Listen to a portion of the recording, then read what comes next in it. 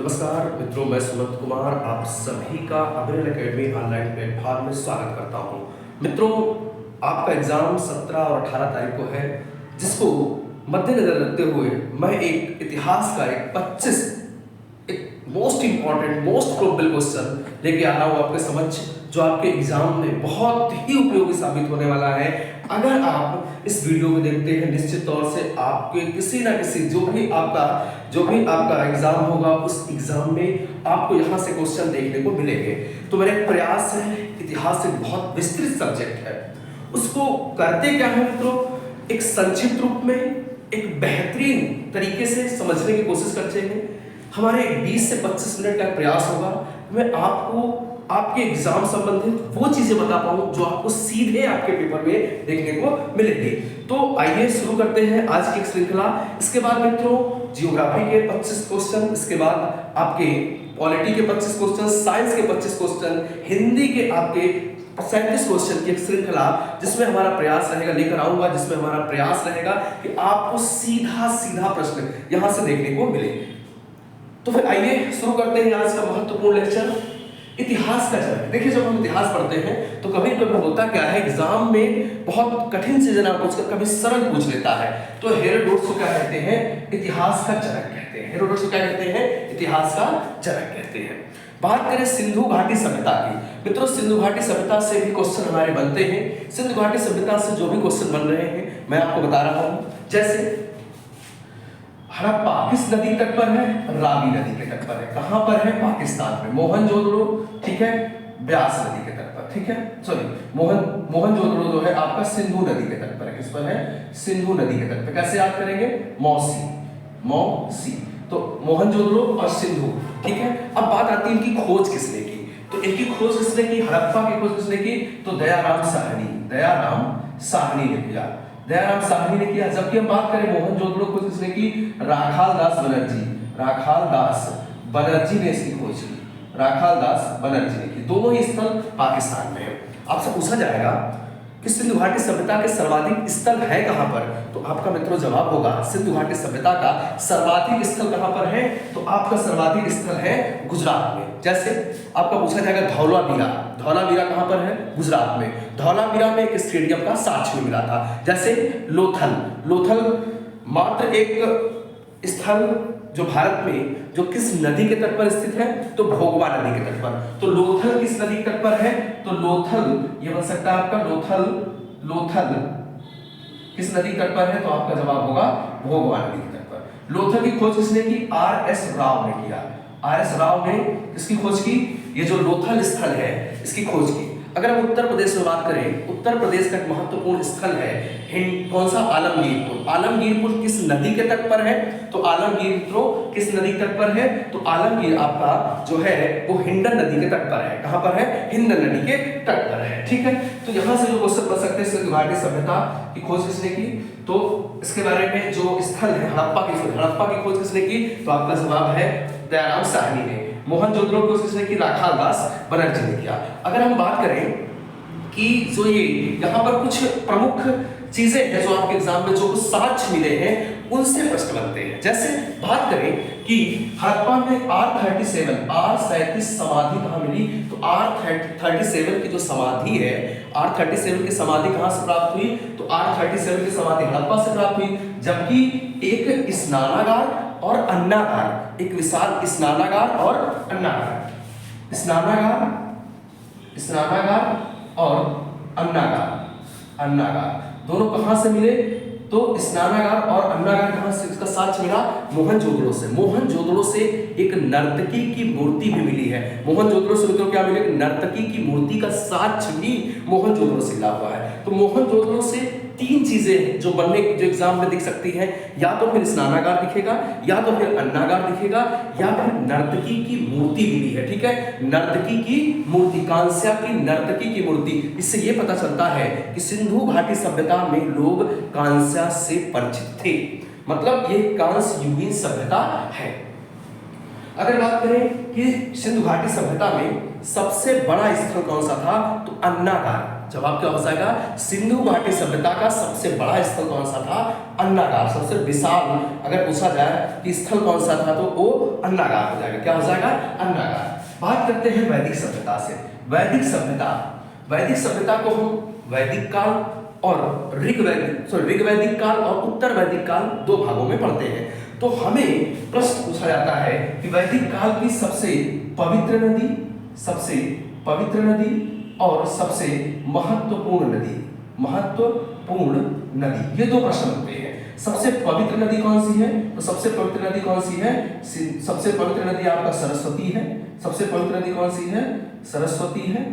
सरस्वती सबसे पवित्र नदी है। इसे नदी तमा कहा गया। क्या कहा गया? नदी तमा। अगर बात करें सबसे महत्वपूर्ण नदी तो सिंधु सबसे महत्वपूर्ण नदी है। सिंधु नदी सबसे महत्वपूर्ण नदी है क्योंकि सिंचाई के लिए बहुत उपयोगी थी। और सिंधु घाटी सभ्यता के लोग कहाँ के निवासी थे? तो सिंधु घाटी सभ्यता के लोग निवासी थे मध्य एशिया के। और सिंधु घाटी सभ्यता के लोग बसे कहाँ पर? तो सिंधु घाटी सभ्यता के लोग आकर बसे कहाँ पर? सैप्त सैंधव प्रदेश में आकर मित्रों बसे। ठीक है। और वैदिक सभ्यता की बात करें तो ऋग्वैदिक काल में ऋग्वेद की रचना की गई। बाकी 3 वेदों की रचना उत्तर वैदिक काल में की गई। अब उत्तर वैदिक काल से ऋग्वैदिक काल में एक और 10 राग युद्ध कौन सा है? तो 10 राग। तो किस नदी पर? रावी। और रावी को कहते क्या थे उस समय? परुष्णी कहते थे। क्या बोलते थे? परुष्णी। तो राजा सुदास ने 10 राजाओं को पराजित किया था। ऋग्वेद में कितने मंडल हैं टोटल? ऋग्वेद में कुल मित्रों 10 मंडल है। कितने मंडल है? ऋग्वेद में 10 मंडल है। ऋग्वेद के 10वें मंडल में के पुरुष सूक्त में वर्ण व्यवस्था का वर्णन मिलता है। तो वर्ण व्यवस्था का वर्णन कहां पर मिलता है? ऋग्वेद के 10वें मंडल के पुरुष सूक्त में। अगर हम बात करें ऋग्वेद उत्तर वैदिक काल में लोहे की खोज कहां हुई? अगर हम बात करें लोहे की खोज तो आपका जवाब होगा उत्तर वैदिक काल। कहां पर? उत्तर वैदिक काल में। उत्तर प्रदेश के अतरंजी खेड़ा से लोहे के क्या मिले? साक्ष्य मिले। उत्तर प्रदेश के अतरंजी खेड़ा से लोहे के साक्ष्य मिले उत्तर वैदिक काल में। ऋग्वैदिक काल में लोहे की खोज नहीं हुई। ऋग्वैदिक काल के लोग लोहे के बारे में जानते नहीं थे। लेकिन उत्तर वैदिक काल में लोहे की खोज होती है 1000 ईसा पूर्व में। मित्रों ध्यान रखिए 1000 ईसा पूर्व में लोहे की खोज होती है उत्तर वैदिक काल में। उत्तर वैदिक काल में बहुत सारे ग्रंथों की रचना भी की जाती है जिसमें कि कुछ महत्वपूर्ण ग्रंथ जैसे वेदांत की बात करें तो वेदों का यहाँ पर अंत होता है, इसलिए वेदांत का मतलब उपनिषद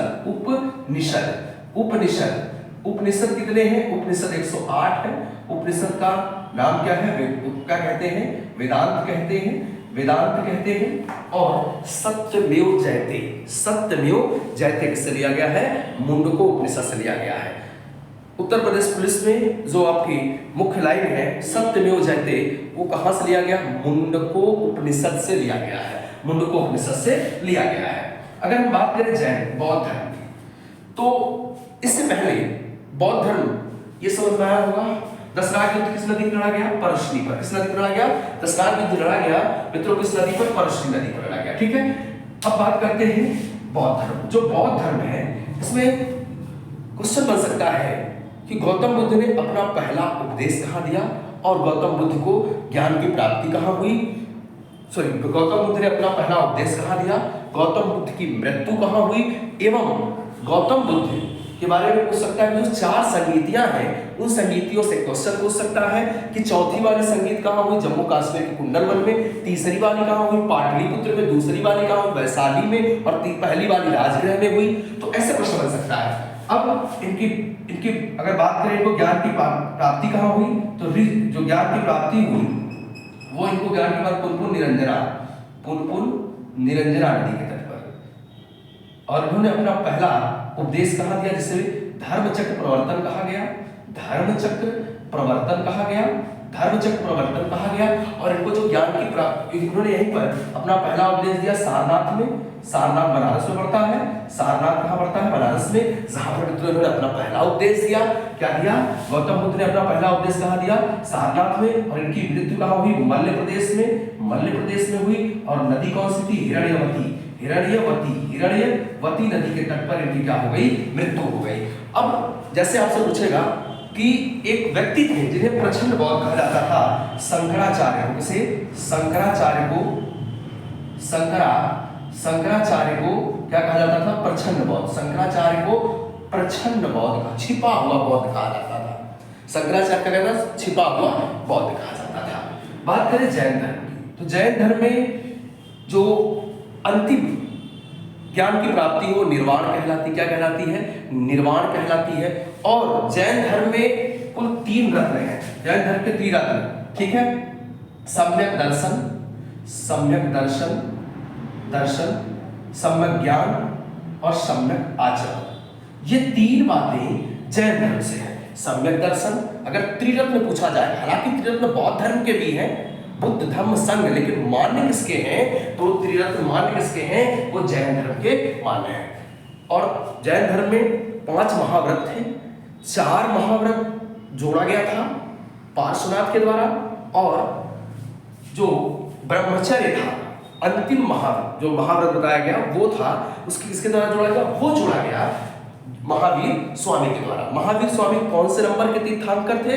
24वें नंबर के तीर्थंकर थे। प्रथम तीर्थंकर ऋषभदेव, कौन थे?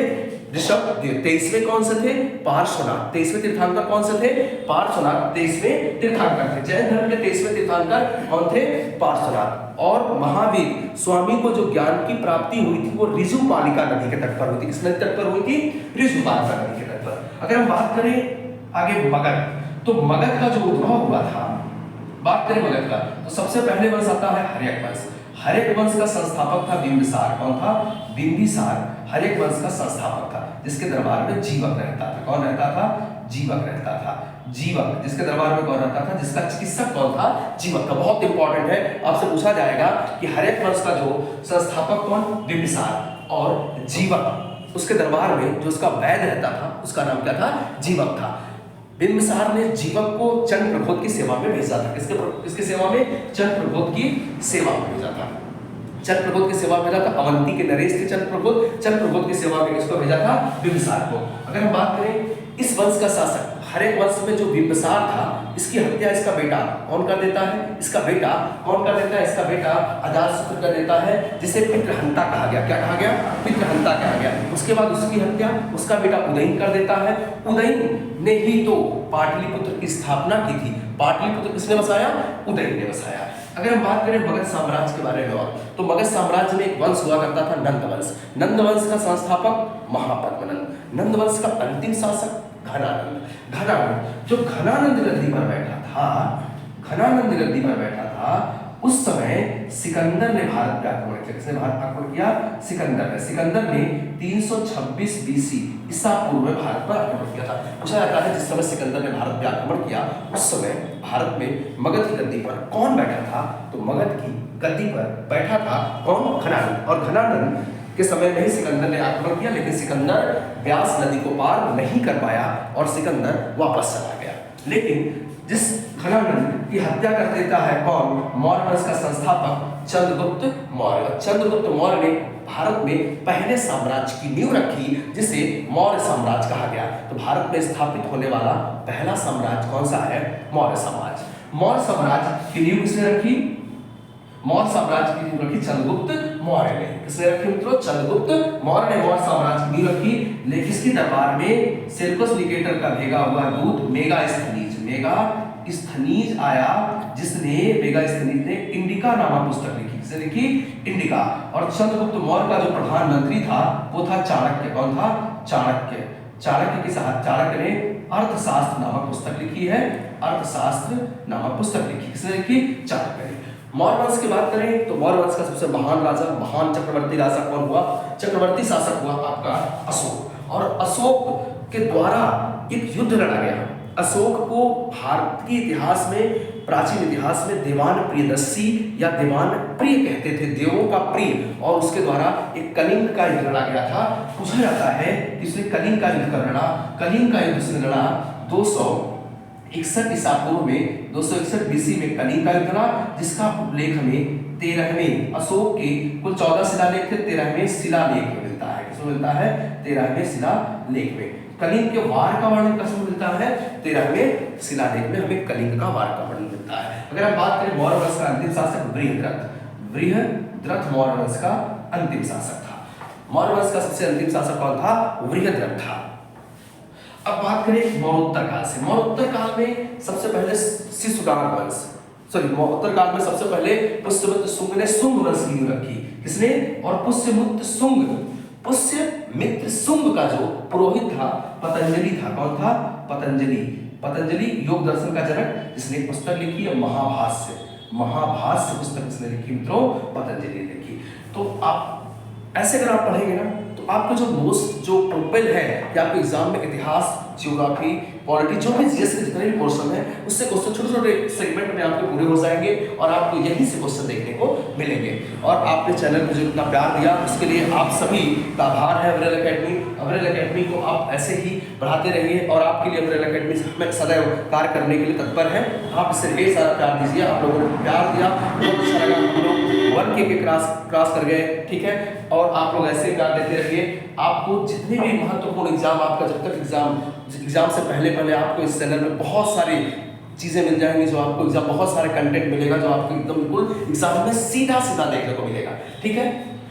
तो मौर्योत्तर काल में पतंजलि किसके दरबार में रहते थे? किसके पुरोहित थे? पुष्यमित्र शुंग के पुरोहित थे। पुष्यमित्र शुंग के पुरोहित कौन थे? पतंजलि थे। पतंजलि किसके पुरोहित थे? पुष्यमित्र शुंग के पुरोहित थे। कौन थे? पतंजलि पुष्यमित्र शुंग के क्या थे? पुरोहित थे। और पतंजलि की हम बात करें तो जो मौर्योत्तर काल में एक सातवाहन वंश था। कौन सा वंश था?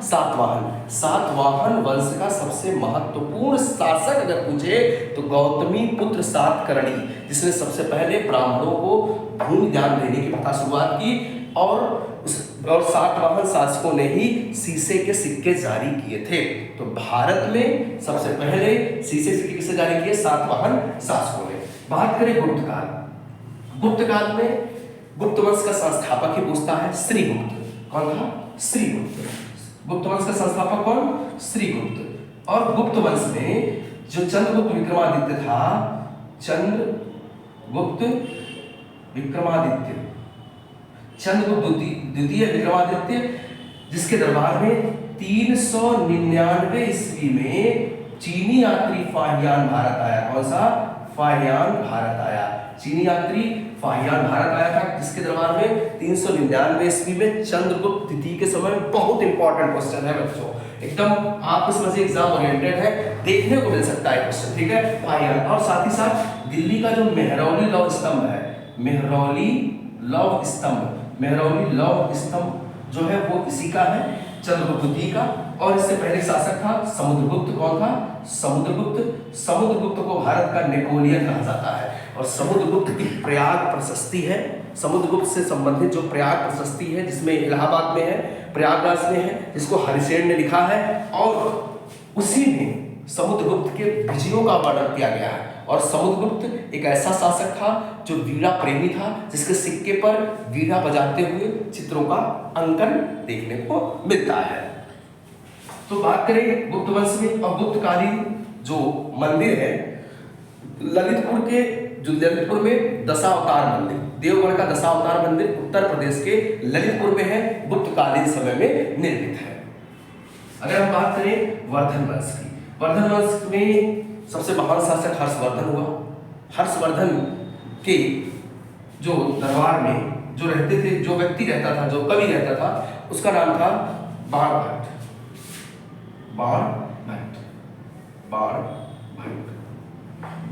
कादम्बरी किसने लिखा है? कादम्बरी का लेखक कौन? बाणभट्ट। और हर्षवर्धन के दरबार में 629 ईस्वी में कौन भारत आया? इसके दरबार में वेनसोंग। कौन आया? वेनसोंग नामक चीनी यात्री आया। वेनसोंग नामक चीनी यात्री किसके दरबार में आया? हर्षवर्धन के दरबार में आया। हर्षवर्धन के दरबार में वेनसोंग नामक चीनी यात्री भारत आता है। और हर्षवर्धन के दरबार में वेनसोंग नामक चीनी यात्री भारत आया। और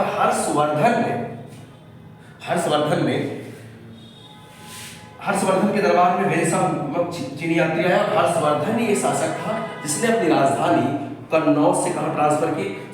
थानेश्वर से कहाँ लेके आया था? कन्नौज ले आया था। थानेश्वर से कन्नौज लाया और दो धार्मिक आयोजन किए। एक स्थान था आपका कन्नौज, दूसरा था प्रयागराज। हर्षवर्धन के दरबार में चीनी यात्री कौन आया? वेनसोंग। जबकि फाहियान आया चंद्रगुप्त विक्रमादित्य या चंद्रगुप्त द्वितीय के दरबार में आया। अगर हम बात करें चंदेल शासक, चंदेल शासक, खजुराहो का जो मंदिर है, खजुराहो का मंदिर किसने निर्माण कराया? चंदेल शासकों ने। चंदेल वंश का संस्थापक नुन्नुक था। कौन था? नुन्नुक जो था चंदेल वंश का संस्थापक था। चंदेल वंश का संस्थापक कौन था? नुन्नुक था। यहाँ से आपको देखने को मिलेगा खजुराहो की स्थापना या खजुराहो मंदिर का निर्माण किस शासक ने किया? तो चंदेल शासकों ने किया। बात करें जम्मू कश्मीर की। जम्मू कश्मीर के इतिहास के बारे में हमें कल्हड़ ने किताब लिखी थी। कल्हड़ की किताब थी राज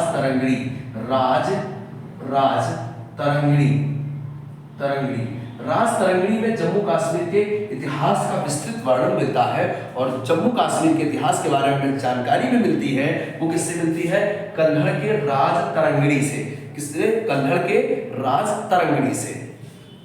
ठीक है, आप हमें मित्रों कमेंट करके बताइएगा भारत में सबसे पहले सोने का सिक्का किसने जारी किया और नागार्जुन किसके दरबार में रहते थे? इन दो प्रश्नों का जवाब आप जरूर कमेंट बॉक्स में दीजिएगा।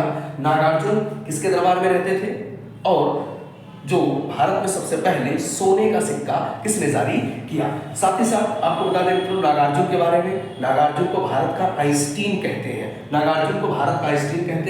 नागार्जुन ने ही सापेक्षता का सिद्धांत दिया था और नागार्जुन ने माध्यमिक कनिका सूत्र की रचना की थी। बात करें जम्मू कश्मीर के इतिहास के बारे में। अगर जम्मू कश्मीर का इतिहास हमको जानकारी है, अगर हमें जानना है तो कहाँ से मिलेगा? जम्मू कश्मीर का इतिहास हमें कल्हड़ की राज तरंगिणी से मिलेगा। ठीक है, और जम्मू कश्मीर का शासक जैनुलाब्दीन। कौन? जैनुलाब्दीन। जम्मू कश्मीर का शासक जैनुलाब्दीन को कश्मीर का अकबर कहा गया। जैनुलाब्दीन को कश्मीर का अकबर कहा गया। बात करें गजनी पहला आक्रमण 1001 में करता है और गजनी का अंतिम जो गजनी ने भारत में महमूद गजनवी ने सबसे बड़ा जो आक्रमण किया 1026 में, इसे सोमनाथ को लूटा था। 1026 में सोमनाथ लूटा था, बहुत इंपॉर्टेंट है। गजनवी द्वारा जो आक्रमण किया गया सबसे बड़ी लूट थी 1000 सोमनाथ का जो मंदिर है गुजरात में स्थित, उसको लूटा था। ठीक है, बात करें गौरी।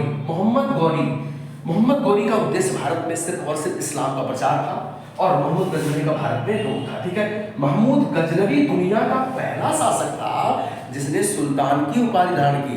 महमूद गजनवी दुनिया का पहला शासक जिसने सुल्तान की उपाधि धारण की थी। मोहम्मद गौरी द्वारा 2 युद्ध लड़े गए, 3 युद्ध लड़े गए 1192 में मोहम्मद गौरी और पृथ्वीराज चौहान के द्वारा। पृथ्वीराज चौहान को भारतीय इतिहास में राय पिथौरा कहते हैं। ये पृथ्वीराज चौहान तृतीय है और इसमें गौरी हारा और पृथ्वीराज चौहान जीता। लेकिन जो सेकंड बैटल हुआ ये पहला 91, दूसरा 1192 में, इसमें क्या था? सेकंड वाले, पहला वाला 91। ठीक है, तो 91 वाले में गौरी हार जाता है और ये सेकंड वाले में गौरी जीत जाता है और ये हार जाता है। ठीक है, गौरी सेकंड जीत जाता है और ये हार जाता है और दिल्ली पर इसी धीरे धीरे वो कब्जा कर लेता है। ठीक है, इस युद्ध के बाद पूरी तरह से दरवाजे उसके लिए दिल्ली का खुल चुका था। बात करें अगर चंदावर का, किसका युद्ध? चंदावर का युद्ध 1194 में लड़ा गया था। 1194 में, ठीक है, जयचंद और पृथ्वीराज, जयचंद और गौरी के बीच लड़ा गया चंदावर का युद्ध, जिसमें चंदावर के युद्ध में जयचंद को मोहम्मद गौरी पराजित करता है और पूरी तरह से दिल्ली की सत्ता अपने हाथ में ले लेता है। ठीक है, काबिज कर लेता है पूरी तरह से। अगर हम बात करें कि मोहम्मद गौरी था, इसके साथ महमूद गजनवी के साथ भारत कौन आया था? तो महमूद गजनवी के साथ भारत अल-बरूनी किसके साथ आया था? महमूद गजनवी के साथ आया था। ठीक है, मध्यकालीन भारत में जो सब पहला वंश है गुलाम वंश, दूसरा वंश है खिलजी वंश, तीसरा वंश है तुगलक वंश, चौथा वंश है खिज्र वंश, पांचवा वंश है लोदी वंश। अगर हम बात करें एक एक की, तो गुलाम वंश की नींव किसने रखी? कुतुबुद्दीन ऐबक ने। ठीक है, खिलजी वंश की नींव रखी जलालुद्दीन फिरोज खिलजी ने और तुगलक वंश की गयासुद्दीन तुगलक ने रखी और सैयद वंश की खिज्र था। पूछा जाता है सैयद वंश की नींव किसने रखी? खिज्र वंश। और लोदी वंश का बहलोल लोदी ने रखा था। किसने रखा था? बहलोल लोदी ने। अब मध्यकालीन भारत से क्वेश्चन क्या बन सकता है? इक्ता प्रणाली की नींव किसने रखी? और इल्तुतमिश किसने रखा था? इल्तुतमिश ने इसकी नींव रखी। साथ ही साथ इक्ता प्रणाली की शुरुआत की, साथ ही साथ इल्तुतमिश ने ही लाहौर से राजधानी दिल्ली आया था। दिल्ली सल्तनत की राजधानी लाहौर से दिल्ली लाने वाला शासक कौन था वो? ठीक है, वो आपका इल्तुतमिश था। और शुद्ध अरबी सिक्के किसने चलाए? इल्तुतमिश ने चलाए। शुद्ध अरबी सिक्के किसने चलाए? इल्तुतमिश ने शुद्ध अरबी सिक्के चलाए। अगर हम बात करें दिल्ली सल्तनत में, तो दिल्ली सल्तनत में सिकंदर सानी किसे कहा जाता है? तो अलाउद्दीन खिलजी को सिकंदर सानी कहा जाता है। ठीक है, सिकंदर सानी किसे कहा जाता है? अलाउद्दीन खिलजी। अलाउद्दीन खिलजी का जो सेनापति था वो मलिक काफूर था। कौन था? मलिक काफूर। अगर हम बात करें कि दिल्ली सल्तनत में जो जौनपुर की स्थापना की, दिल्ली सल्तनत में कौन शासक था जिसने जौनपुर की? तो जवाब हो जाएगा फिरोज शाह तुगलक। अगर बात करें कि दिल्ली सल्तनत का वो शासक कौन जिसके दरबार में इब्न बतूता आया था, तो जवाब होगा मोहम्मद बिन तुगलक। क्या जवाब होगा? मोहम्मद बिन तुगलक दरबार में आया था उसके। इसके बाद अगर हम बात करें कि दिल्ली सल्तनत में वो कौन शासक था जिसने आगरा की स्थापना की, तो आपका जवाब होगा सिकंदर लोदी। बादरगढ़ का किला किसने बनवाया? सिकंदर लोदी ने। सिकंदर लोदी ने बादरगढ़ का किला बनवाया। और दिल्ली में सिकंदर लोदी ने मोट की मस्जिद का निर्माण कराया था। इसका निर्माण कराया था? मोट की मस्जिद का निर्माण कराया था। अब बात करते हैं मुगल काल। मुगल काल, तो मुगल काल में जो बाबर था उसने पानीपत का पहला युद्ध 1526, पानीपत का द्वितीय युद्ध हुआ 1556, पानीपत का तीसरा युद्ध हुआ 1761। जो पहला युद्ध हुआ था उसमें 1526 में, इसी के बाद मुगलों की नींव पड़ी। और मुगलों का संस्थापक है वो कौन सा है? वो बाबर है। हुमायूंनामा किसने लिखा? तो हुमायूंनामा लिखा गुलबदन बेगम ने। किसने लिखा है? गुलबदन बेगम ने लिखा है। ठीक है, अगर बात करें अकबरनामा की, तो अकबरनामा लिखा है अबुल फजल ने। किसने लिखा है? अबुल फजल ने। ठीक है, अबुल फजल ने। जहांगीरनामा स्वयं जहांगीर ने लिखा है। जहांगीरनामा किसने लिखा है? स्वयं जहांगीर ने लिखा है। अब बात आती है कि जहांगीर, देखिए किसके काल को क्या कहते हैं? साहित्य का स्वर्णकाल,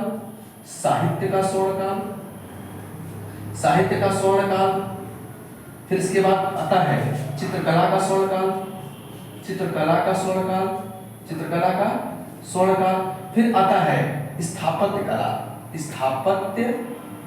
कला, फिर एक आता है आपका एतमादुद्दौला का मकबरा,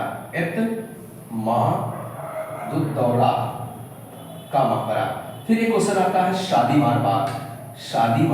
कौन सा? शालीमार बाग।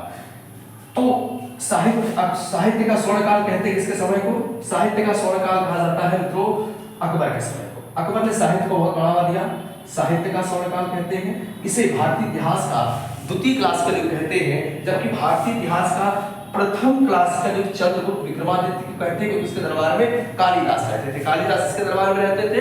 ठीक है, साहित्य का स्वर्णकाल अकबर के समय में, जहांगीर के समय को चित्रकला का स्वर्णकाल कहते हैं, स्थापत्य कला को शाहजहां का कार्यकाल कहते हैं, शाहजहां का। और एतमादुद्दौला का मकबरा आगरा में है, आगरा में, जिसको जहांगीर ने बनवाया था। और जहांगीर ने न्याय की जंजीर लगवाई थी। क्या लगवाई थी? और शालीमार बाग जम्मू कश्मीर में जहांगीर के द्वारा। किसके द्वारा? जहांगीर। और जहांगीर का मकबरा कहाँ है? लाहौर में है। जहांगीर का मकबरा कहाँ पर है? लाहौर में है। कहाँ पर है? लाहौर में। जहांगीर का मकबरा कहाँ पर है? लाहौर में है। ठीक है, और बात करें अगर हम, औरंगजेब को जिंदा पीर कहते हैं। क्या कहते हैं? औरंगजेब को जिंदा पीर कहते हैं। और अकबर ने फतेहपुर सीकरी में इबादत खाना का निर्माण भी कराया था। औरंगजेब ने, अकबर का किला कहाँ पर है? अकबर का किला आगरा में। अकबर का किला कहाँ पर है? आगरा में। अकबर किला नहीं, आगरा का किला किसने बनवाया था? तो अकबर ने बनवाया था। किसने बनवाया था? अकबर ने। आगरा का किला, लेकिन आगरा की नींव किसने रखी थी? आगरा की नींव 1504 ईस्वी में सिकंदर लोदी ने, आगरा शहर बसाया था सिकंदर लोदी ने, जबकि आगरा को राजधानी सिकंदर लोदी ने 1506 में बनाया था।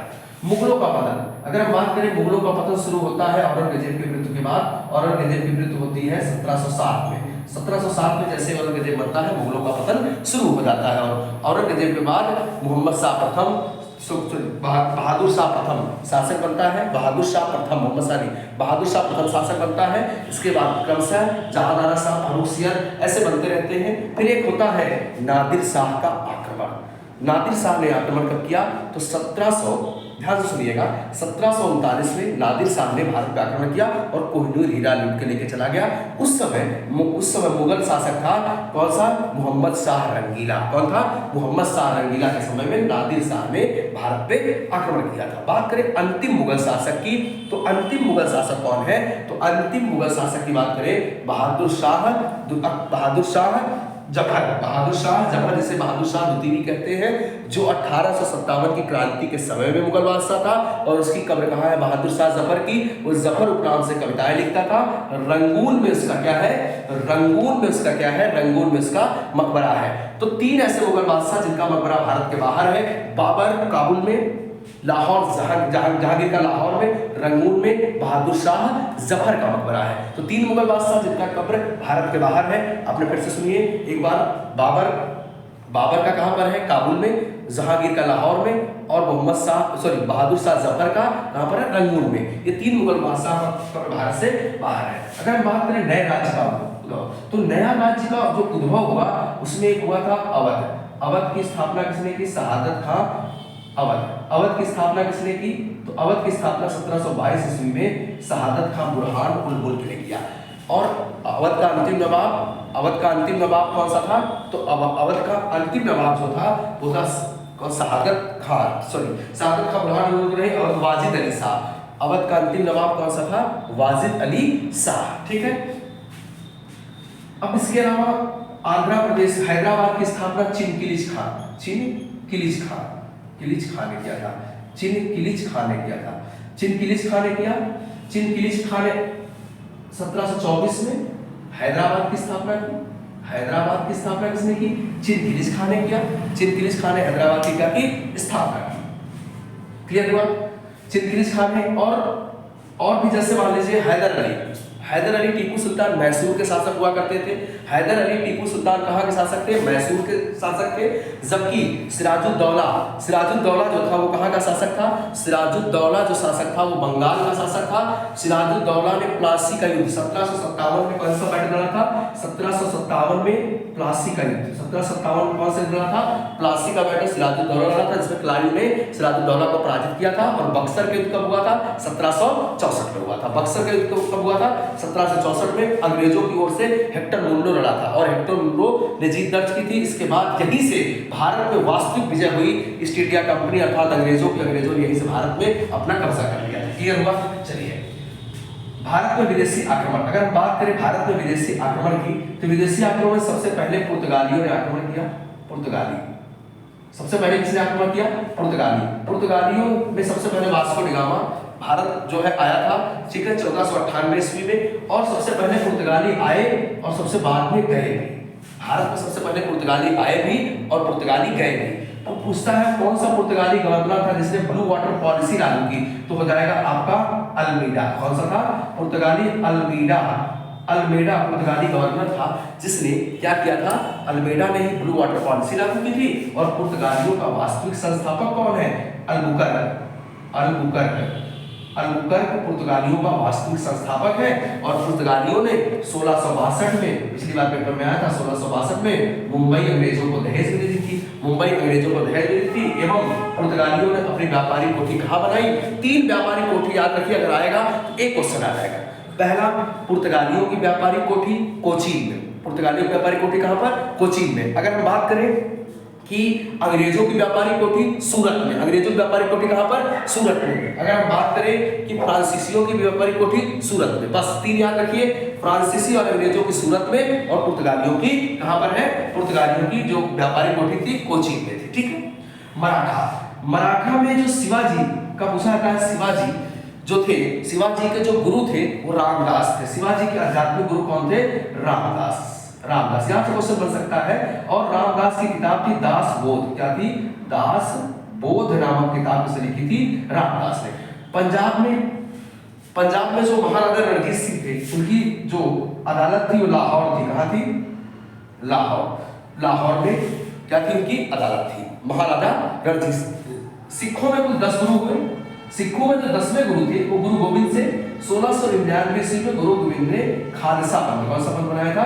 खालसा पंथ की स्थापना की थी। और ये जो खालसा पंथ है इसके खालसा पंथ की स्थापना की एवं गुरु गोविंद की मृत्यु के बाद सिखों का नेतृत्व किसने किया? बंदा बहादुर ने। किसने? बंदा बहादुर ने सिखों का नेतृत्व किया। खालसा पंथ की स्थापना किसने की? गुरु गोविंद साहब ने। गुरु गोविंद साहब का जन्म कहाँ हुआ? पटना में। मृत्यु हुई नांदेड़ में। मृत्यु कहाँ हुई? नांदेड़ में। भारत में समाज सुधार की बात करें तो आपको 3 मूवमेंट आपको बिल्कुल आना चाहिए। पहला आपका ब्रह्म समाज, ब्रह्म समाज, ठीक। ब्रह्म समाज के बाद आर्य समाज, आर्य समाज, आर्य समाज, आर्य समाज के बाद प्रार्थना समाज, प्रार्थना, प्रार्थना समाज, प्रार्थना समाज के Ramakrishna Mission, Ramakrishna Mission, Ramakrishna Mission के बाद आपको बता दें सत्य शोधक समाज, सत्य शोधक समाज, सत्य शोधक समाज। अगर हम बात करें ब्रह्म समाज की स्थापना 1828 को राजा राम मोहन राय ने कोलकाता में किया। आर्य समाज की स्थापना 1875 में दयानंद सरस्वती ने कहां पर किया था? किया मुंबई में, और इसका मुख्यालय बना लाहौर। ध्यान रखिएगा, इन्होंने ही सत्यार्थ प्रकाश पुस्तक लिखी है दयानंद सरस्वती ने, और उन्होंने नारा दिया वेदों की ओर लौटो। प्रार्थना समाज की स्थापना 1867 में मुंबई में आत्माराम पांडुरंग, ठीक है, 1867 में आत्माराम पांडुरंग ने। रामकृष्ण मिशन की स्थापना 1896 97 में किसने किया? स्वामी विवेकानंद ने किया। और स्वामी विवेकानंद का जन्म हर 12 जनवरी को राष्ट्रीय युवा दिवस के रूप में मनाया जाता है। अभी 2024 का जो राष्ट्रीय युवा दिवस मनाया गया वो नासिक में मनाया गया। कहाँ पे मनाया गया था? नासिक में मनाया गया। सत्य शोधक समाज की स्थापना 1873 में ज्योतिबा राव फुले ने की, ज्योतिबा राव फुले ने किया। और ज्योतिबा राव फुले ने पुस्तक लिखी थी गुलामगिरी, गुलामगिरी एक पुस्तक लिखी थी, ठीक है। अगर हम बात करें कि 1857 की क्रांति के समय, 1857 की क्रांति के समय वायसराय कौन सा था? तो पहला वायसराय कौन था? कैनिंग। कौन था? कौन था? कैनिंग, कैनिंग वायसराय था, ठीक है, कैनिंग वायसराय था, लॉर्ड कैनिंग वायसराय था 1857 की क्रांति में। 1857 क्रांति में जैसे कुछ प्रश्न ऐसे हैं, जैसे बन सकता है कि कानपुर में किसने नेतृत्व किया? नाना साहब ने। लखनऊ किसने किया? बेगम हजरत महल ने। जगदीशपुर में किसने किया? तो जगदीशपुर में कुंवर सिंह ने किया, ठीक है। और बरेली में खान बहादुर खान ने किया। और फैजाबाद में मौलवी अहमदुल्ला ने किया। और इलाहाबाद में किसने किया? लियाकत अली ने किया, है ना। और झांसी में रानी लक्ष्मीबाई ने, रानी लक्ष्मीबाई ने किया, ठीक है।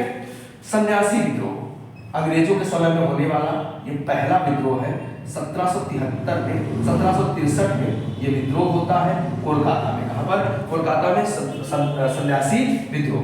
बात करें कोल विद्रोह, छोटा नागपुर में यह विद्रोह होता है, ठीक है। कोल विद्रोह। रामौसी विद्रोह महाराष्ट्र में होता है। कहाँ पर होता है? महाराष्ट्र में होता है। ये छोटा नागपुर में होता है। कुका विद्रोह कहाँ पर होता है? पंजाब में होता है। जवाहर भगत मल थे, ठीक है, फिर बाद में इसका नेतृत्व राजनैतिक, पहले जवाहर भगत मल थे, फिर बाद में इसका नेतृत्व राम सिंह कुका ने किया। तो फिर ये आपका कुका विद्रोह पंजाब में, कुकी विद्रोह मणिपुर में। कुकी विद्रोह कहाँ पर? मणिपुर में। कुकी विद्रोह कहाँ पर? मणिपुर में हुआ था, ठीक है।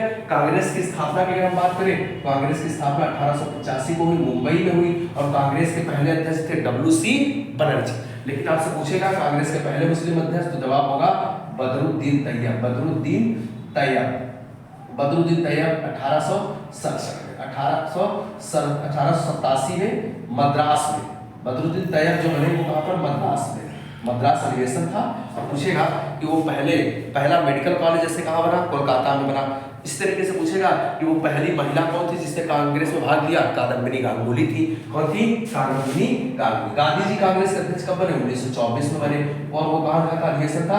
बेलगांव का अधिवेशन था, बेलगांव का अधिवेशन था। सबसे लंबे समय तक आपसे पूछे कांग्रेस का अध्यक्ष कौन रहा, तो सबसे लंबे समय तक कांग्रेस के अध्यक्ष रहे मौलाना अबुल कलाम आजाद। मौलाना अबुल कलाम आजाद की बहुत फेमस पुस्तक है इंडिया विद फ्रीडम, जो स्वतंत्र भारत के पहले शिक्षा मंत्री भी बनते हैं, ठीक है।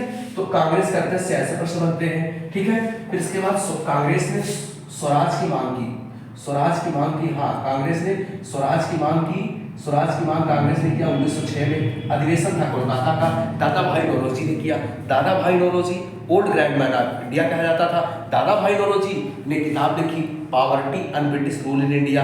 धन का बहिर्गमन सिद्धांत किसने दिया? दादा भाई नौरोजी ने दिया। सबसे पहले प्रति व्यक्ति आय किसने जारी किया? दादा भाई नौरोजी ने जारी किया। क्लियर हो गया। बात करें मुस्लिम लीग की स्थापना 1906 में हुई। 1906 में ढाका में हुई। सलीमुल्लाह खान और आगा खान ने किया मुस्लिम लीग, और यही मुस्लिम लीग ने 1940 में जाकर पाकिस्तान की मांग की उस लाहौर अधिवेशन में, जिसके अध्यक्षता मोहम्मद अली जिन्ना ने किया था। ठीक है। नेताजी सुभाष चंद्र बोस पहली बार कांग्रेस के अध्यक्ष बने, तो आपका जवाब होगा 1938 में हरिपुरा अधिवेशन। कौन सा? हरिपुरा अधिवेशन। नेताजी सुभाष चंद्र बोस ने एक पार्टी बनाई थी जिसका नाम था फॉरवर्ड ब्लॉक। उन्होंने पार्टी बनाई 1 मई 1939 को। फॉरवर्ड ब्लॉक की स्थापना किसने की? नेताजी सुभाष चंद्र बोस ने किया था। तो मुस्लिम लीग और पाकिस्तान का नाम जो दिया था वो रहमत अली चौधरी ने दिया था। अगर हम गांधी जी के बारे में बात करें तो गांधी जी के बारे में 3-4 प्रश्न बनते हैं। पहली बार, गांधी जी का पहला आंदोलन चंपारण सत्याग्रह था। गांधी जी 1915 में जब लौटे थे तो भारतीय राजनीति से परिचित हुए और अपना राजनीतिक गुरु किसे बनाया? गोपाल कृष्ण गोखले को। और गोपाल कृष्ण गोखले के राजनीतिक गुरु कौन थे? मैजिनी थे। कौन थे? मैजिनी थे। ठीक है। तो गांधी जी का पहला सत्याग्रह 1917 में चंपारण के नाम से फेमस हुआ, इस चंपारण सत्याग्रह कहा जाता है। गांधी जी ने अपने सत्याग्रह को वापस कर लिया था। तो गांधी जी इसके बाद सत्याग्रह की शुरुआत की 1920 में। बाद में 4 फरवरी 1922 को चौरी चौरा घटना के बाद गांधी जी ने सत्याग्रह को वापस ले लिया। ठीक है। सत्याग्रह को वापस ले लिया। फिर गांधी जी ने सत्याग्रह आंदोलन चलाया 1930 में, और इस समय गांधी जी ने एक बहुत प्रिय भजन गाया था, वैष्णो जन तो तेने कहियो। गांधी जी का एक प्रिय भजन था, नरसिंह मेहता ने लिखा हुआ है। और गांधी जी के साथ इस समय अमेरिकी पत्रकार कौन था? वेब मिलर था। कौन था? वेब मिलर था। वेब मिलर था। गांधी जी के इस समय पत्रकार कौन सा था? वेब मिलर था। ठीक है। अगर हम बात करें, गांधी जी ने जो भारत छोड़ो आंदोलन 1942 में चलाया, क्विट इंडिया मूवमेंट, भारत छोड़ो आंदोलन का नारा महात्मा गांधी ने दिया। लिखा किसने? हजरत मोहानी ने लिखा किसने था? हजरत मोहानी ने लिखा था। और गांधी जी ने करो मरो का नारा दिया, और गांधी जी ने इसका जो प्लान तैयार किया था 1940 में किया था। और इसका जो प्रस्ताव कौन लेकर आया था? भारत छोड़ो आंदोलन का प्रस्ताव जवाहरलाल नेहरू लेकर आए थे। कौन लेकर आए थे? जवाहरलाल नेहरू, जो 1940 में व्यक्तिगत सत्याग्रही आंदोलन चलाया गया था। व्यक्तिगत सत्याग्रह आंदोलन के प्रथम व्यक्तिगत सत्याग्रही कौन थे? तो जवाहरलाल नेहरू थे। प्रथम विनोबा भावे थे और दूसरे जवाहरलाल नेहरू थे। प्रथम सत्याग्रही विनोबा भावे, दूसरे सत्याग्रही जवाहरलाल नेहरू थे। व्यक्तिगत, तो आपका व्यक्तिगत सत्याग्रही आंदोलन कब चलाया गया? 1940 में चलाया गया। गांधी जी 1942 में, जब गांधी जी का साथ इस समय का जो जीवनीकार है लुई फिशर है। कौन था? Louis Fischer. गांधी जी का जीवनीकार कौन था? लुई फिशर गांधी जी का जीवनीकार था। गांधी जी का जो जीवनीकार था लुई फिशर। तो गांधी जी लौटे कब थे? 1915 में। किसे गुरु बनाया? गोपाल कृष्ण गोखले को। गांधी जी का राजनीतिक गुरु कौन थे? गोपाल कृष्ण गोखले। और गोपाल कृष्ण गोखले के राजनीतिक गुरु मैजिनी थे। कौन थे? मैजिनी। गोपाल कृष्ण गोखले ने जो है जो के राजनीतिक गुरु कौन थे? मैजिनी थे। ठीक है। लाला लाजपत राय की बात करें, अनहैप्पी इंडिया, अभी आते हैं वहां पर। ठीक है, चर्चा करते हैं। क्रिप्स मिशन 23 मार्च 1942 को 23 मार्च 1942 को क्रिप्स मिशन भारत आया, और 24 मार्च 1946 को कैबिनेट मिशन आया। कैबिनेट मिशन का अध्यक्ष 3 सदस्य थे, पैट्रिक लॉरेंस, एबी अलेक्जेंडर और क्रिप्स स्टेफोर्ड। तो इसका अध्यक्ष कौन था? पैट्रिक लॉरेंस था। ठीक, पैट्रिक लॉरेंस था। अगर हम बात करें पैट्रिक लॉरेंस, ठीक है, इसका उद्देश्य क्या था? भारत में संविधान का निर्माण करना। अगर हम पत्र की बात करें, पत्र पत्रिकाओं की बात करें, तो अगर हम पत्र पत्रिकाओं की बात करें तो एक सेकंड रुकिए। अगर हम पत्र पत्रिकाओं की बात करें यहाँ पर, ठीक है, अगर हम पत्र पत्रिकाओं की बात करें, कुछ प्रमुख पत्र कौन से हैं, किसके द्वारा लिखे गए हैं, उन पत्रों पर अगर हम चर्चा करें, कुछ किताबें हैं जो आपके एग्जाम में बहुत ही महत्वपूर्ण है, उनको एक बार चर्चा कर लेते हैं। ठीक है, जैसे महात्मा गांधी हिंद स्वराज पुस्तक, हिंद स्वराज किसकी किताब है? तो महात्मा गांधी की। किसकी किताब है? गांधी जी की किताब है। कौन सी? हिंद स्वराज।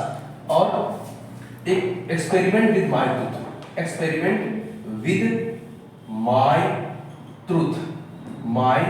ट्रूथ, ये भी गांधी जी की किताब है। हरिजन पत्र है गांधी जी का, हरिजन पत्र है। ठीक है, और यंग इंडिया, ठीक है, एक मिनट, गांधी जी का पत्र है Commonwealth, new India, young India, है ना, यंग इंडिया, इनका पत्र है किसका? गांधी जी का। ठीक है, अब हम बात करें नेताजी सुभाष चंद्र बोस का, तो इंडियन स्ट्रगल जो किताब है किसकी है? नेताजी की। नेताजी किताब में नेताजी ने दिल्ली चलो का नारा दिया था, कहां से? दिल्ली चलो का नारा दिया था सिंगापुर से। Indian struggle. फिर एक थी सीआर दास की इंडिया फॉर इंडियंस किसकी पुस्तक है? तो ये है सीआर दास की। सीआर दास कौन है? सीआर दास चित्तरंजन दास, नेताजी के गुरु सीआर दास किसके राजनीतिक गुरु हैं? नेताजी के ये राजनीतिक गुरु थे सीआर दास। एक किताब बहुत फेमस है, इंडिया विल्स फ्रीडम। कौन सी? India wins freedom. India wins freedom किसकी है? तो अब मौलाना अबुल कलाम आजाद मक्का में इनका जन्म हुआ था, मौलाना अबुल कलाम आजाद। और इनका पत्र है अल हिलाल। क्या है? अल हिलाल। ठीक है, अल हिलाल इनका पत्र है। ठीक है, और एक किताब थी अनहैप्पी इंडिया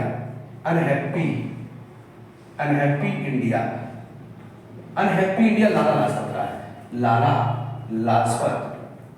लाजपत राय। ठीक है, वाई आई एम एथिस्ट एक किताब है, why I am an atheist, मैं नास्तिक क्यों हूं? एथिस्ट। ये किताब है भगत सिंह। किस किताब है? भगत सिंह की। ये किस किताब है? भगत सिंह की। ठीक है, हम अब बात करें हमदर्द और एक पत्र था कामरेड। हमदर्द और कामरेड, ये है आपका मोहम्मद अली जिन्ना का है। ठीक है, मोहम्मद अली जिन्ना का। और कॉमनवेल्थ, कौन सा पत्र? कॉमनवेल्थ और न्यू इंडिया, ये है एनी बेसेंट। इसका है एनी बेसेंट। भारतीय राष्ट्रीय कांग्रेस की प्रथम महिला अध्यक्ष कौन थी? एनी बेसेंट थी। कांग्रेस की पहली महिला अध्यक्ष कब बनी थी? 1917 में। अगर प्रश्न पूछ दे प्रथम भारतीय महिला जो कांग्रेस के अध्यक्ष बनी तो सरोजिनी नायडू। कॉमनवेल्थ। ठीक है, कॉमनवेल्थ। ठीक है, एक servant society of India, Bharat सेवक समाज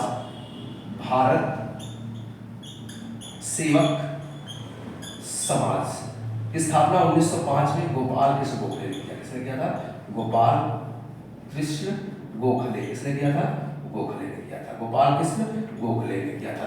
अब बात करते हैं फिलॉसफी ऑफ बम। किताब थी फिलॉसफी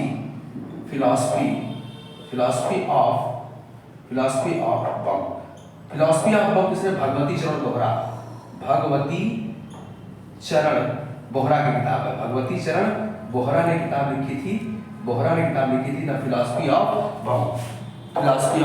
नेताजी की जीवनी थी स्प्रिंगिंग टाइगर। नेताजी की जीवनी कौन सी थी? Springing tiger. इसको लिखा है ह्यूज टोए। किसने लिखा है? ह्यूज टोए ने लिखा है। नेताजी की जीवनी किसने लिखी है? Hugh Toye. ठीक है, discovery of India Jawaharlal Nehru. किसने लिखा है? Discovery of India Jawaharlal Nehru ने। Sorry, discovery of doctor Rajendra Prasad. Discovery of India doctor Rajendra Prasad ने लिखा है। डॉक्टर राजेंद्र प्रसाद ने। Glimpse of world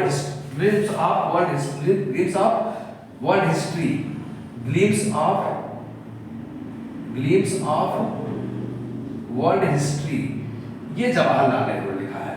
glimpse of world history किसने लिखा? जवाहरलाल नेहरू ने। History on wheel Ram Manohar Lohia. History on wheel किसने लिखा है? राम मनोहर लोहिया। इसकी किताब है राम मनोहर लोहिया की। और एक पत्र था लीडर पत्र किसका है? तो लीडर पत्र था मदन मोहन मालवीय का। किसका है? मदन मोहन मालवीय का पत्र कौन सा है? लीडर। और बात करें संवाद कौमुदी और आपका था एक और पत्र था राजा राममोहन राय के द्वारा लिखा गया संवाद कौमुदी था। और एक था आपका मिरातुल अखबार। कौन सा था? मिरातुल अखबार।